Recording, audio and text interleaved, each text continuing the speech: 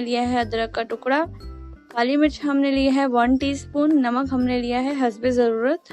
तमाम अज्जा को मिक्स करेंगे और 4 से 5 गिलास पानी ऐड करेंगे। पानी ऐड करने के बाद ढककर तेज़ आंच पर 5 से 10 मिनट तक पकाएंगे और जब उबाल आ जाएगा तो आंच को दरमियाना करके ढककर हम 30 से 35 मिनट तक गोश्त गलने तक सही से यखनी को पकाएंगे।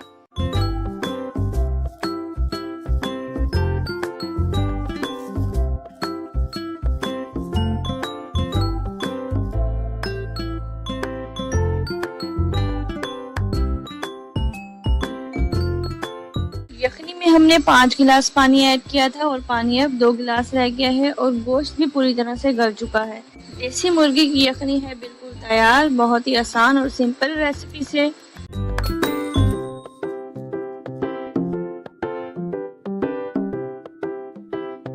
रेसिपी पसंद आए तो कमेंट में अपना फीडबैक जरूर दें and don't forget to like and subscribe. Thank you so much for watching. मिलते हैं मेरी नेक्स्ट वीडियो में, तब तक के लिए अपना ख्याल रखिएगा, दुआ में याद रखिएगा। अल्लाह हाफिज।